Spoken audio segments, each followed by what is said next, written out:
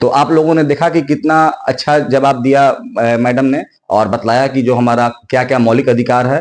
जैसे हम लोगों ने कुछ समय पूर्व अपने विद्यालयों में पढ़ा था, एकदम सेम सारा चीज वही 6 जो मौलिक अधिकार है मैडम ने बता दिया। हम इनसे क्वेश्चन करना चाहेंगे कि अगला, कि मैडम, संविधान की आत्मा किसे कहते हैं? प्रस्तावना को ही संविधान की आत्मा कहते हैं।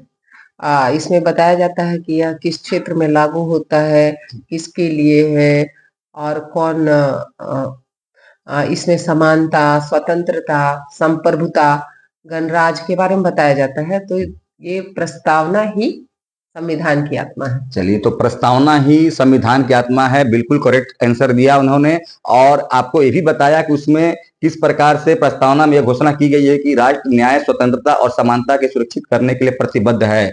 यानी आपको कोई भी न्याय मिलेगा तो वो आपको संविधान के विधि सम्मत ही मिलेगा। जैसे आप लोग कचहरी में जाते हैं, या क्रिमिनल में केस हो, दीवानी में या फौजदारी में, क्योंकि देखते हैं कि कितना लंबा प्रक्रिया चलता है। कोर्ट का कहना यह है, हमारे न्यायिक प्रक्रिया का जो भारत का जुडिशरी सिस्टम है, कि भले 10 अपराधी छूट जाए लेकिन एक निर्दोष को दंड नहीं मिलना चाहिए। तो इस पर एक एक बारीकी को देखा जाता है, क्योंकि आपने देखा कि आपको जो न्याय है, जो आपको उसको हम लोग ऐसी बोलते हैं, जैसे लॉ बोलते हैं, उसी को हम लोग हिंदी में विधि बोलते हैं।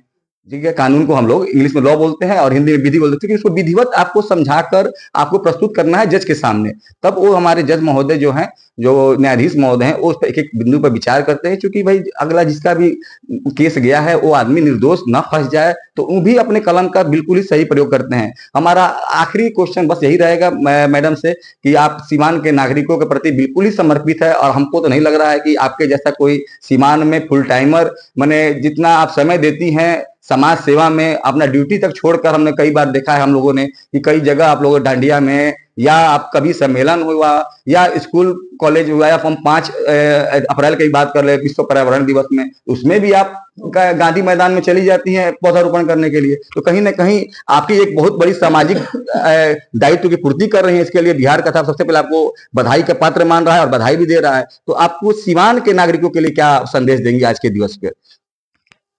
कि यही कहना चाहूंगी कि अपने संविधान की रक्षा अपने प्राणों से बढ़कर करें, और अपने देश के प्रति हमेशा आ, आ, कृतज्ञ रहे। आप अपने देश के अपने कर्तव्य को पहले ध्यान दें, अपने अधिकार से पहले अपने कर्तव्य को समझें, और आप बहुत अच्छे से संविधान का यूज करें।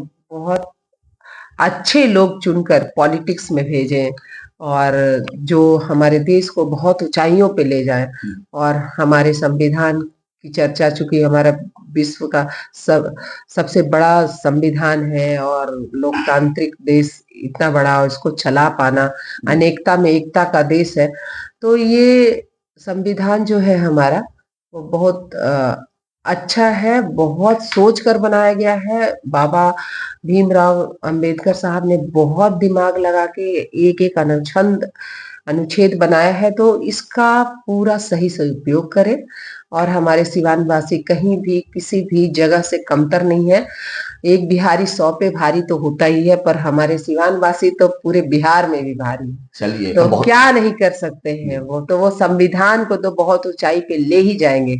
एक बार फिर से हमारे सिवान वासियों के साथ पूरे इंडिया वाले लोगों के लिए संविधान दिवस की बहुत बहुत शुभकामनाएं। चलिए, तो मैडम ने तो आप देखा कि मैडम ने कितनी अच्छी जानकारी दी, और इन्होंने सीधे स्पष्ट शब्दों में कहा, नेशन फर्स्ट। आपका देश के प्रति आप कृतज्ञ रहें, और देश के लिए हमेशा सदैव आप ईमानदार रहे, क्योंकि आप देश से ही आपकी पहचान हो रही है। और आपने देखा कि हम लोग का जो अभी लोकसभा चुनाव हुआ, कई देशों के लोगों ने उसको फॉलो करने के लिए, 50 से ज्यादा देश को फॉलो करने के लिए आपने राजदूत को भेजा।